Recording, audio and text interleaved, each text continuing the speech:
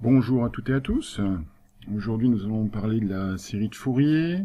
Alors, la série de Fourier, elle est écrite sur l'équation 1.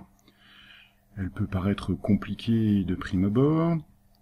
Elle correspond au développement d'un signal périodique en produit de coefficients fois des fonctions cosinus et des fonctions sinus. Donc c'est le moyen de rendre compte de la périodicité, et les coefficients du développement, donc AN pour les fonctions cosinus et BN pour les fonctions sinus, sont les coefficients de la série de Fourier. On considérera qu'à partir du moment où une fonction est périodique, c'est un signal, un réel signal, elle peut toujours être développée en série de Fourier, et donc les coefficients AN et BN peuvent toujours être trouvés. Alors nous allons analyser chacun des termes de cette série pour que vous compreniez bien à quoi ils correspondent, comment on peut les calculer, les utiliser. Et puis, il faut tout de suite noter que si le signal porte une unité, c'est toujours le cas, en général ça peut être une tension, ça peut être un courant, et bien dans ce cas-là, les coefficients AN et BN, le coefficient A0 que vous voyez au début de l'équation, portent la même unité.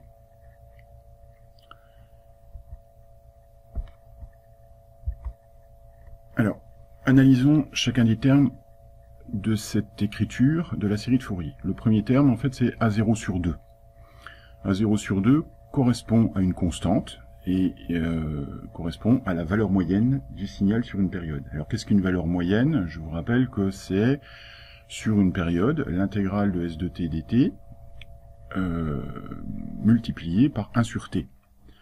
Là aussi, on reconnaît dans cette équation de définition finalement de A0 sur 2 que l'unité de S de t va être la même que celle de A0.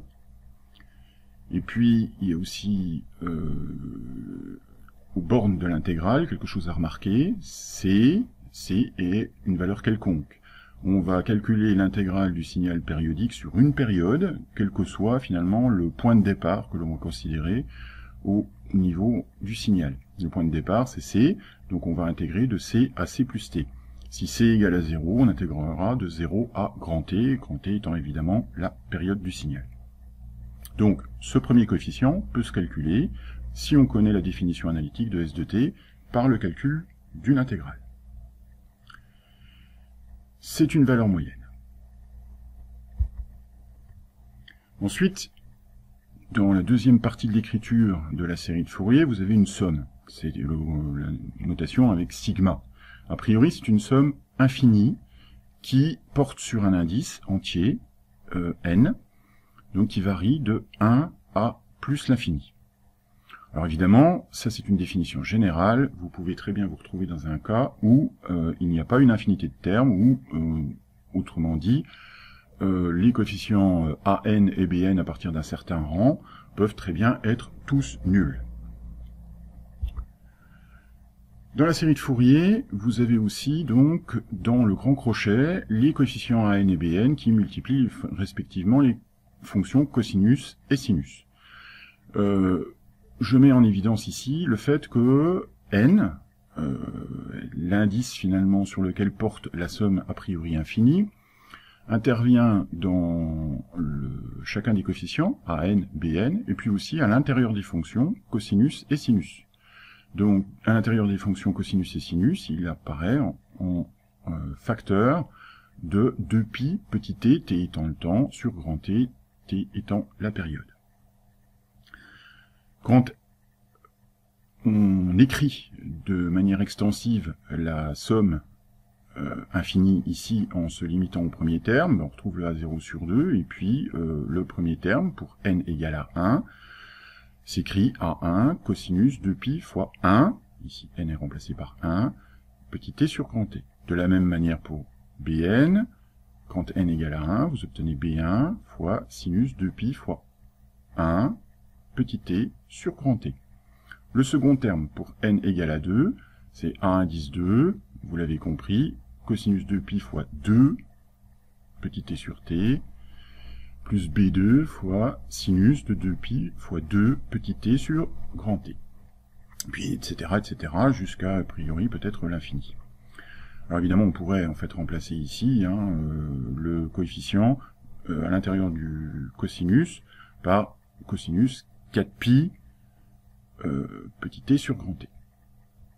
Alors maintenant, si on réutilise les définitions qui ont été données dans les cours précédents, de la fréquence et de la pulsation, on peut aussi écrire et voir la série de Fourier écrite en fréquence ou en pulsation. Donc là, on réutilise la définition, oméga 0 égale 2pi nu 0 égale 2pi sur grand T est toujours la période temporelle du signal, et dans ce cas-là, en fait, on a une écriture un peu plus légère, en particulier en oméga, donc la série de Fourier s'écrit A0 sur 2, plus somme de n égale 1 à l'infini, DAN, cosinus n oméga 0t, plus BN sinus n oméga 0t.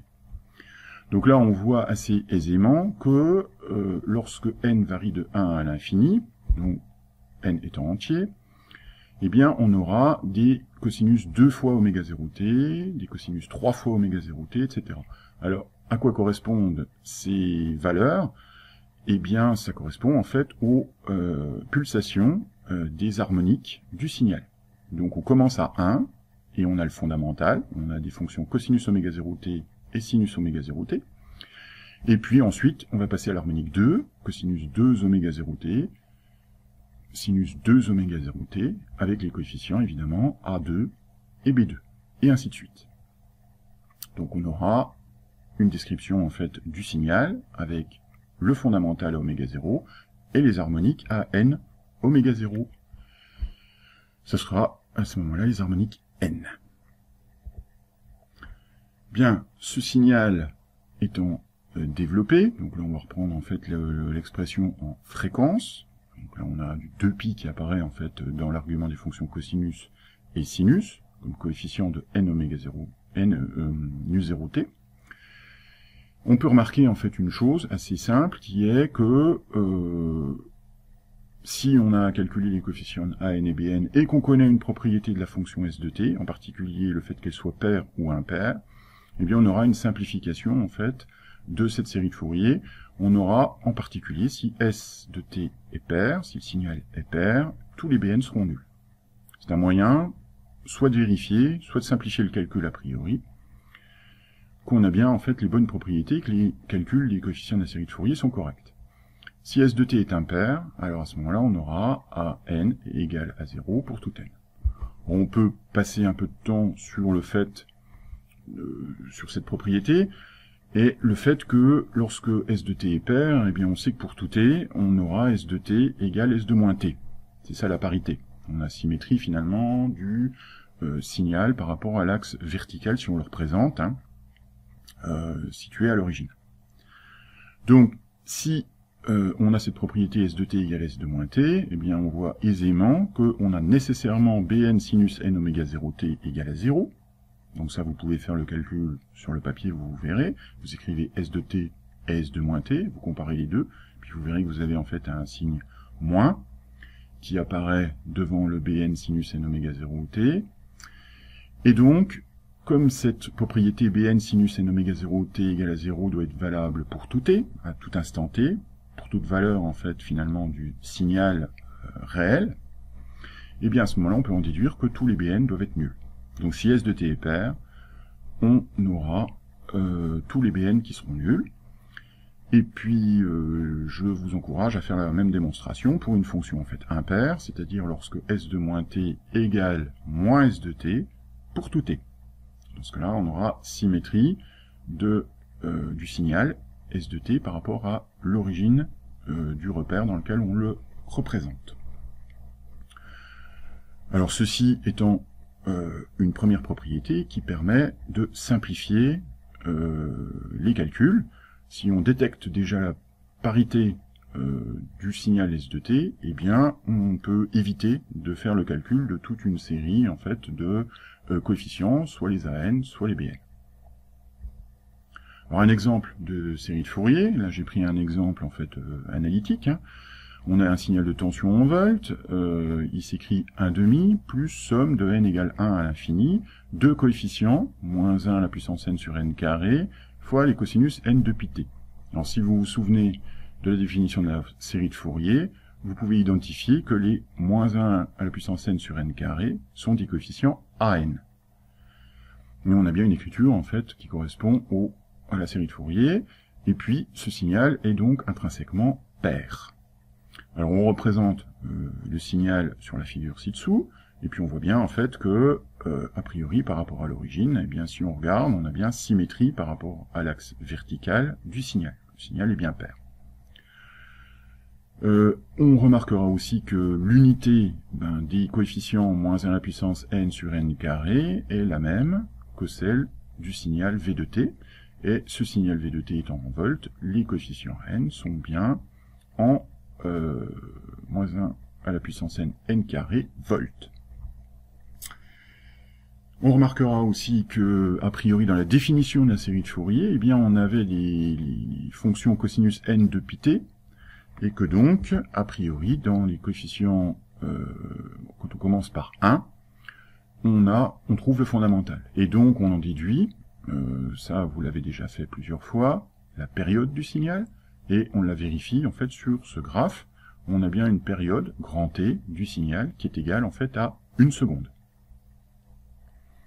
Donc l'idée, c'est de pouvoir utiliser la série de Fourier, qui peut avoir, a priori, une expression compliquée, pour pouvoir, en fait, analyser le signal, déduire les propriétés, en fait, du signal, et vérifier, surtout, en fait, que la série de Fourier correspond bien au signal dans le membre de gauche, ici V de t.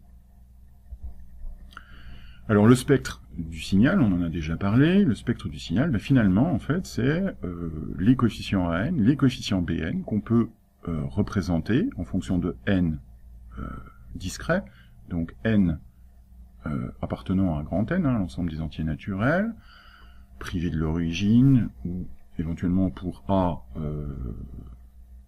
avec l'origine. On a A0 et A1, A2, A3, A4, etc. Et puis on a B1, B2, B3, B4, etc. Donc tout ça, ces coefficients AN, BN qui sont réels, peuvent être positifs ou négatifs, représentent en fait le spectre. Alors, on peut représenter en fait le spectre du signal de l'exemple précédent. C'est moins 1 à la puissance n sur n carré, ce sont des coefficients AN, ils s'expriment en volts, comme le signal V de t, et vous voyez en fait la représentation graphique en fait de ces coefficients à droite. Ils sont soit positifs, soit négatifs, puis on voit en fait que, bon, globalement, ils ont une décroissance assez rapide en fonction de n. On remarquera aussi que le signal est continu dans la figure de gauche, il est représenté en fonction du temps t, et que le spectre, lui, est dit discret, c'est-à-dire c'est un ensemble de points qui correspondent en fait à chacune des valeurs discrètes de n variant de, a priori, 0 à l'infini. Ici on a une représentation en fait, donc discrète, des coefficients à n pour n variant de 0 à 20. Alors maintenant, se pose la question du calcul de ces coefficients de la série de Fourier, donc du spectre. Alors, si on connaît la définition en fait, du signal, la définition analytique, c'est une fonction, alors sous forme, par exemple, dans un premier cas de fonction trigonométrique, on peut procéder par identification, c'est-à-dire identifier chacun des termes de la description de S de t à ceux de la série de Fourier.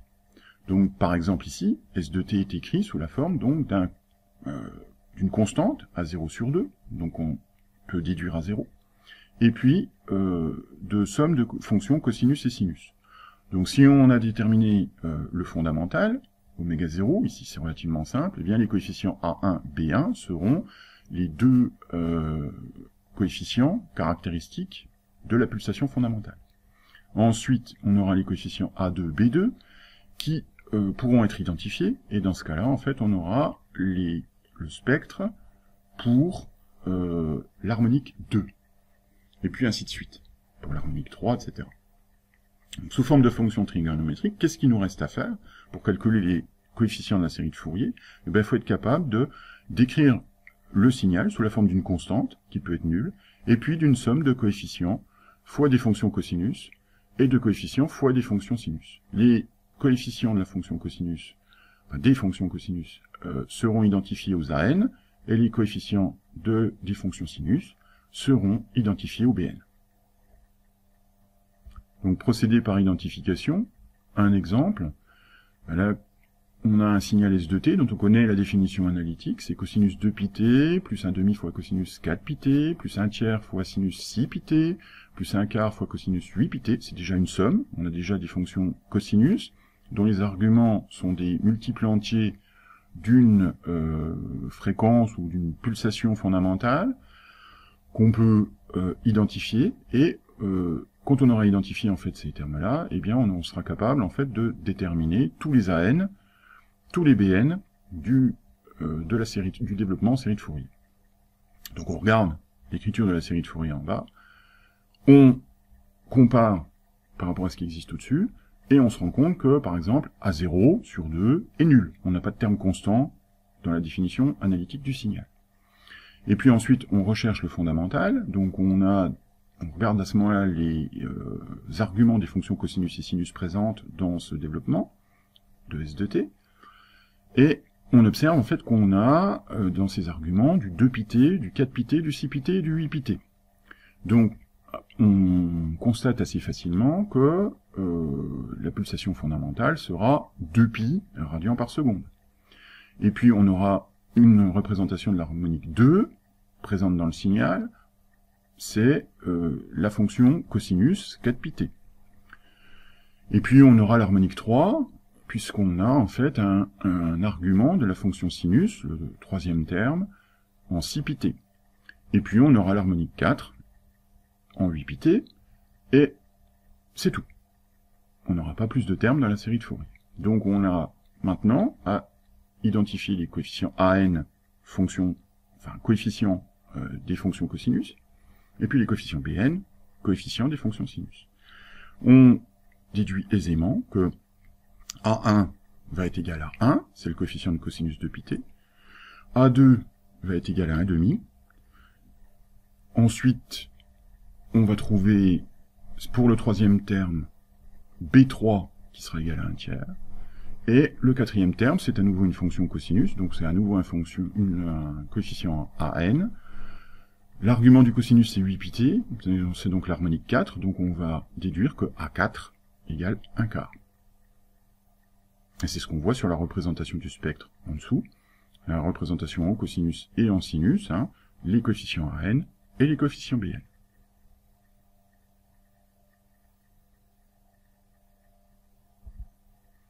Alors je vous propose des exercices simples en fait au départ, mais qui vont vous montrer en fait qu'est-ce que vous êtes amené à faire lorsque vous avez une définition analytique de signaux.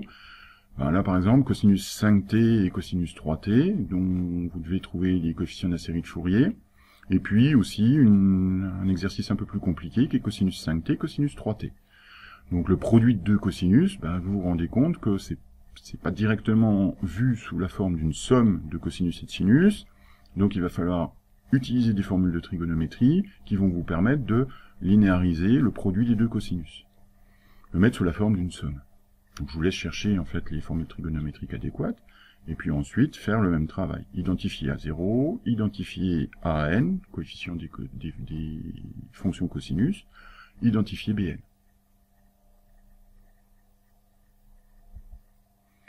Alors une application en fait simple, parce que vous pouvez vous poser la question, est-ce que j'ai de temps en temps en fait des fonctions qui sont déjà connues, un signal déjà connu? Bah oui, un exemple en fait pratique, c'est le signal modulé en amplitude. Alors qu'est-ce que la modulation en fait en amplitude? C'est transmettre en fait un signal de base qui est souvent un signal acoustique. On va essayer de transmettre en fait un son, donc avec des fréquences qui sont comprises entre environ 10 Hz et 20 kHz, par des ondes qui sont des ondes électromagnétiques, donc dont les fréquences en fait sont très différentes, de l'ordre en fait du kilohertz voire du mégahertz. Alors on parle souvent aujourd'hui de modulation de fréquence, et là on est en train de travailler sur la modulation d'amplitude, qui est un moyen de transmettre en fait des ondes acoustiques portées par une onde hertzienne d'un émetteur à un récepteur. Donc on a à transformer, avec l'aide de circuits électriques, le signal enregistré par un micro, qui reste un signal électrique, en ondes qui vont être émises par une antenne et qui vont être reçues par une autre antenne à distance. Donc entre les deux, c'est une onde hertzienne qui va porter le signal. Et à l'arrivée, à la sortie de l'antenne, on aura démodulation du signal et on pourra envoyer ce signal sur un haut-parleur. Et donc on aura transmis ainsi un son par le biais d'une onde hertzienne, d'une onde électromagnétique, d'un point à un autre qui peuvent être à très grande distance. C'est le principe en fait des anciennes radios grandes ondes, par exemple. Alors comment on peut écrire en fait ce signal? Eh bien, le signal de manière générale, le signal modulé S110M, s'écrit sous la forme d'une fonction très simple, cosinus, grand oméga t, donc avec une pulsation, une fréquence en fait relativement élevée, c'est celle des ondes hertziennes, et puis l'amplitude de cette fonction cosinus grand oméga t, elle porte la pulsation petit oméga, qui elle est caractéristique de l'onde acoustique. Donc on écrit en général ce coefficient sous la forme de grand S0, une constante, plus un petit S0 cosinus petit oméga t. Et ce coefficient, cette amplitude de l'onde hertzienne, de la fonction cosinus grand oméga t, est une amplitude que l'on dit donc être modulée, puisqu'on a l'information sur la pulsation qu'on cherchait à transmettre. Donc la pulsation petit oméga est petite, et la pulsation grand oméga est grande. Alors maintenant, si on utilise justement la trigonométrie, on a un produit de fonction cosinus petit oméga t fois cosinus grand oméga t, si on développe le crochet, donc on distribue le grand cosinus oméga t sur le crochet, et donc si on applique une fonction, une relation en fait trigonométrique, une formule trigonométrique, on obtient deux termes, l'un en cosinus grand oméga moins petit oméga t, et l'autre en cosinus grand oméga plus petit oméga t. Et ici, on a bien écrit une somme de fonctions cosinus avec des amplitudes en facteur devant, des coefficients, et donc on peut identifier à la série de Fourier. Alors, identifier en fait à la série de Fourier, c'est se dire finalement que dans l'amplitude qu'on a réécrite ici, eh bien, on a des coefficients qui sont caractéristiques en fait de la modulation d'amplitude. Tout ceci se situant aux fréquences grand oméga moins petit oméga, grand oméga plus petit oméga, et puis bien évidemment grand oméga.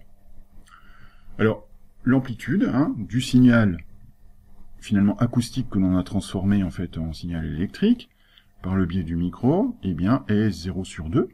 Et puis on a donc en fait une émission à finalement 3 fréquences qui sont portées en fait par le signal, 3 fréquences caractéristiques qui dépendent finalement ou qui bordent la grande fréquence porteuse grand oméga et sont situées en fait de part et d'autre de cette fréquence à grand oméga moins petit oméga et grand oméga plus petit oméga. Alors techniquement, maintenant quand on considère en fait un signal modulé en amplitude, eh bien les rapports en fait entre le petit S0 qui est le signal finalement de sortie du micro, et le grand S0 qui sera le signal de la porteuse, ou l'amplitude du signal de la porteuse, donne un taux de modulation. Le rapport des deux, c'est le taux de modulation, qui, pour qu'on ait un bon transport de l'information, donc du signal acoustique par l'onde hertzienne, eh bien, on doit avoir en fait un rapport petit S0 sur grand S0, compris entre 30% et 70%. Et puis, on a déjà vu en fait qu'effectivement il pouvait y avoir du bruit, et que donc ce bruit-là va être aussi transporté ou induit par le transport en fait par l'onde hertzienne, par l'électronique en fait qui va jouer, ou éventuellement la détection, et donc on aura en général un signal bruité.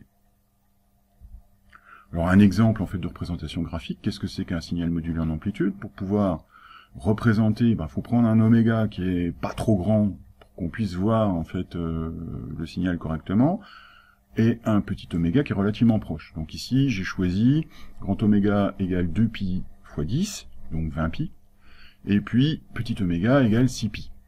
Et on voit la représentation graphique en fait correspondante en dessous. Donc, en fonction du temps, l'allure du signal modulé, ben, on voit bien en fait que c'est une sinusoïde dont la période correspond à 1/10, dont l'amplitude varie au cours du temps. Et ceci de manière évidemment périodique. Donc elle varie au cours du temps, et cette variation de l'amplitude porte l'information sur la pulsation petit oméga. Alors si on s'intéresse maintenant en fait au spectre, alors on peut le calculer automatiquement, ou le représenter. Vous voyez en fait la représentation du spectre ici. On a un pic central à une fréquence de 10 Hz, et on a deux pics latéraux, de valeurs non nulles latérales, qui sont donc à 10 Hz moins 3 Hz, donc c'est-à-dire 7 Hz, et 10 Hz plus 3 Hz, c'est-à-dire 13 Hz. Donc voilà le spectre correspondant. Encore une fois, par rapport à la complexité du signal représenté en temps, le spectre simplifie la vision, permet d'identifier quelles vont être en fait les fréquences présentes dans le signal. Alors ici c'est un calcul numérique, hein, on n'a pas triché, à partir en fait de la représentation, de la connaissance en fait du signal qu'on avait au départ, grâce à un calcul de transformé de Fourier rapide, on a réussi en fait à identifier les pics et à les représenter sur la figure de droite. Bien sûr, on pourrait les calculer, hein, et les vérifier.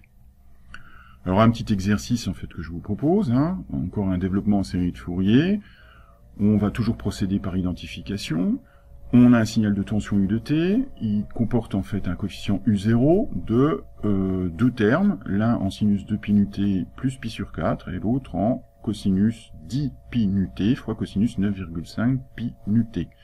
On a un produit de deux cosinus dans le deuxième terme, donc encore une fois on peut linéariser, mettre ça sous la forme d'une somme, c'est ce qu'on fait dans l'équation ici, et on trouve ici, après linéarisation, le fait qu'on a une fréquence fondamentale à nu sur 4, et donc un spectre par identification. Donc là je vous demande de bien travailler, bien réfléchir, bien voir si vous avez réussi en fait à identifier les fréquences des harmoniques et les coefficients correspondants. Bien sûr, ces coefficients portent la même unité que U de t, on avait un signal de tension, donc chaque coefficient est affecté, de la série de Fourier est affecté en fait d'une unité, le volt.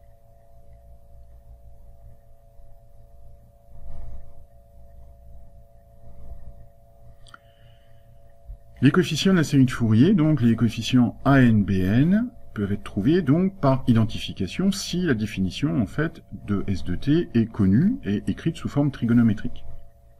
Il y a un autre cas à considérer, c'est que parfois le signal S de t n'est pas écrit directement sous forme de somme de fonctions trigonométriques. Donc ils s'expriment pas facilement. Par exemple, les signaux que vous pouvez avoir déjà vus, ils sont des signaux rectangles que vous pouvez générer à l'aide d'un GBF, ou les signaux triangles. A priori, quand on envoie la définition analytique, un signal rectangle, on ne voit pas apparaître de fonction cosinus-sinus. Donc il faut pouvoir en fait calculer les coefficients AN et BN, et pour ce faire, il faut calculer des intégrales. Alors c'est encore des intégrales sur une période. Là je rappelle le coefficient A0, vous vous souvenez, c'est la valeur moyenne du signal sur une période, hein, donc l'intégrale de C à C plus T de S de T dt, affectée du coefficient 2 sur T. Donc c'est un calcul à effectuer. Si on connaît la définition analytique de S de T qui n'est pas sous forme trigonométrique, eh bien on va avoir une intégrale à calculer pour calculer A0. Et puis on aura deux autres intégrales à calculer qui dépendent de n. Donc en réalité ce sera très efficace parce que pour n quelconque, finalement on aura pour un calcul d'intégrale une infinité de résultats dépendant de n. Donc on calcule une seule intégrale dépendant du paramètre n, et on obtient donc tous les coefficients de la série de Fourier en fait d'un seul coup. Donc les AN sont définis comme étant le coefficient 2 sur t fois l'intégrale de C à C plus T de S de T maintenant multiplié par cosinus de pi nt sur T dt. Les BN de la même manière, c'est l'intégrale sur une période du produit du signal par sinus de pi nt sur t. Le coefficient en fait A0 est donc calculé de manière indépendante. Si on connaît la valeur moyenne du signal, ben on est capable en fait de directement donner la valeur de A0. Si on peut la déduire facilement de manière géométrique, en particulier sur la représentation graphique du signal, eh bien on peut éviter le calcul de l'intégrale définissant A0. Par contre, en général, on sera obligé de calculer tous les AN et tous les BN. Je vous rappelle que si la fonction S de t qu'on développe en série de Fourier est paire, bien dans ce cas-là, tous les BN seront nuls. Donc c'est pas la peine de calculer l'intégrale, on peut le faire pour vérifier. Mais a priori, c'est pas la peine. Si la fonction S de t est impaire, eh bien à ce moment-là, ce seront tous les AN qui seront nuls. Donc on n'a pas besoin de les calculer, ou alors on les calcule pour vérifier. Ici, les coefficients AN et BN écrits en fonction en fait de oméga. Donc a priori, en fait, en fonction de oméga, on a AN qui est donc une intégrale de S de t dt, qui s'écrit de manière explicitement plus simple, puisque la fonction à intégrer, c'est S de t cosinus n oméga 0t dt. Pareil pour les BN. Et le coefficient, c'est oméga 0 sur pi pour les deux coefficients. Un petit complément sur la puissance. Vous avez peut-être déjà vu comment on calcule en fait la puissance. A priori, je vous donne la définition en fait générale d'une puissance. La puissance est en général, pour un signal périodique, donc, à nouveau une intégrale, mais là l'intégrale du carré du signal multiplié par 1 sur t. Alors, au coefficient 1 sur t, près, si vous faites le lien avec les définitions de valeur moyenne, c'est la valeur moyenne du signal sur une période. Encore une fois, on part de C et on va à C plus T. Si C égale à 0, on aura l'intégrale à calculer de 0 à grand T. Mais on a le droit de calculer l'intégrale de S carré de T dt entre moins T sur 2 et T sur 2, pourvu que l'intervalle d'intégration soit égal à une période. On a le choix en fait de C. C est quelconque, pour les bornes de l'intégrale. Petite remarque sur l'unité, encore une fois, dt a pour dimension le temps, 1 sur t a pour dimension l'inverse d'un temps, donc la dimension de la puissance, définie ainsi, c'est la puissance en termes de traitement du signal, eh bien l'unité de cette puissance, c'est l'unité du signal au carré. Donc typiquement, si S est un signal en volts, la puissance que vous calculerez par cette formule est une puissance en volts carrés. Il ne faut pas confondre cette puissance définie en termes de traitement du signal avec la puissance en watts bien connue en physique. Donc ici, on aura une puissance au sens du traitement du signal. Alors on peut la relier, évidemment, à la puissance en watts, à condition en fait de multiplier par un coefficient dimensionné correct. Alors la puissance, pourquoi est-ce qu'on en parle en fait ici? C'est parce que à nouveau, on a l'intégrale d'un carré du signal. Alors vous imaginez, si vous avez des fonctions trigonométriques qui définissent S de t, ça fait beaucoup de calculs, c'est difficile, on risque de se tromper dans le calcul de l'intégrale. Et heureusement, lorsque nous avons le développement en série de Fourier, eh bien c'est beaucoup plus simple en fait de le calculer, puisqu'on aura simplement en fait une somme à calculer. Donc si on a calculé les coefficients de la série de Fourier, la puissance se calcule à partir de la somme écrite ici, A0 carré sur 4, plus 1 demi, somme de n égale 1 à l'infini, de AN carré plus BN carré. C'est une simple somme, alors a priori qui peut aller jusqu'à l'infini, mais vous avez vu dans les exemples précédents qu'on peut très bien avoir des séries de Fourier qui ne vont pas jusqu'à l'infini. Donc la série se limite à une somme limitée de carré des coefficients de la série de Fourier. Donc ça peut être beaucoup plus simple en fait à calculer, donc passez d'abord par le calcul de la série de Fourier, puis ensuite le calcul de cette somme pour évaluer la puissance. Alors, on retrouve cette définition de la puissance. Une remarque sur laquelle on peut insister pour aller plus loin. Les signaux que nous étudions, en fait, sont purement périodiques. Ils sont donc de puissance finie. Par contre, pour un signal non périodique, un signal acoustique quelconque, etc., il sera limité dans le temps, au niveau de sa mesure, et il sera dit à ce moment-là d'énergie finie. Et donc, dans ce cas-là, on calculera plutôt l'énergie du signal. Nous, on calcule la puissance parce qu'on a des signaux qui sont périodiques. Alors, je vous donne tout de suite en fait l'inégalité de Bessel-Parseval parce que en général, on ne peut pas en fait représenter graphiquement une infinité de termes. En général, on aura des appareils, on le verra plus tard, qui limitent le nombre, enfin les fréquences qui peuvent être mesurées. Donc on ne peut pas mesurer toutes les harmoniques du signal. Souvent elles sont très fortement atténuées à partir d'un certain rang. Et donc ça se traduit mathématiquement par le théorème de Bessel-Parseval, c'est-à-dire que la puissance va être supérieure finalement de manière générale, supérieure ou égale, à la somme à 0 carré sur 4 plus 1 demi fois la somme de n, petit n égale 1 à grand N, de an carré plus bn carré. On aura éliminé tous les an carré plus bn carré pour petit n supérieur à grand N. C'est-à-dire pour grand N plus 1, grand N plus 2, etc. Donc on aura coupé les grandes valeurs de n, donc c'est-à-dire on aura coupé les hautes harmoniques. Et donc on aura une puissance, en fait, du coup, si on a limité le nombre de termes, qui sera un peu inférieure à la vraie puissance, en fait, du signal. Un exemple, donc là on va calculer une vraie puissance, en fait, en watts, et on va montrer, en fait, qu'on a besoin d'un coefficient, qui est une résistance, à partir, en fait, d'un signal de tension. La puissance, c'est donc la valeur moyenne du carré du signal, et divisé par R qui est dimensionné, en ohms. Dans le système international, en fait, on peut facilement recalculer la puissance, les unités de la puissance, trouver en fait que c'est des watts parce que ce sont des volts carrés par ohm. Si on écrit donc le signal U de t sous la forme cosinus oméga t plus pi sur 5 plus 0,45 sinus 5 oméga t moins 0,2 sinus 10 oméga t plus pi sur 6, le spectre de Fourier est facile à déterminer. Donc là, à nouveau, on a du cosinus de oméga t plus pi sur 5, donc on a un déphasage, donc il va falloir utiliser une formule de trigonométrie, de la forme cosinus A plus B, qui est cosinus A, cosinus B, moins sinus A, sinus B, pour linéariser et mettre la fonction U de t, la tension U de t sous la forme d'une somme de fonctions cosinus et sinus avec les bons arguments, qui vont nous permettre d'identifier à la série de Fourier. Donc le spectre de Fourier va être facile à déterminer. On aura coefficient 1 cosinus pi sur 5 en volts, le coefficient B1 moins sinus pi sur 5 en volts, et le coefficient B5 qui sera égal à 0,45 volts. De la même manière, vous aurez un coefficient A10 et un coefficient B10, puisque vous avez un déphasage de pi sur 6 dans le troisième terme du signal de tension.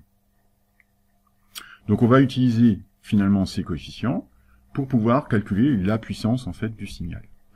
Alors la puissance du signal qu'on peut écrire en fait sous la forme 1 sur 2R fois 1 plus 0,45 au carré plus 0,2 au carré, c'est-à-dire la somme des carrés des coefficients de la série de Fourier à n carré et bn carré. Et puis donc, comme on a les coefficients de la série de Fourier, on a des relations en fait trigonométriques, cosinus carré de x plus sinus carré de x égale à 1. Donc on a une simplification en fait des déphasages, ce qui permet de conclure que le déphasage n'influe pas sur la puissance, il influe sur la balance entre les coefficients a n et bn, mais pas sur la puissance. Et donc on a une expression très simple, la somme de 3 termes, qui va nous permettre de calculer, d'évaluer la puissance. Et donc ici on aura, puisqu'on divise par R, une résistance en ohms, une tension au carré, on aura donc en fait un résultat en watts. Voilà, on s'arrête ici, et puis prochainement on verra donc comment on peut utiliser la série de Fourier pour décrire justement l'effet de filtrage qu'a un appareil sur un signal.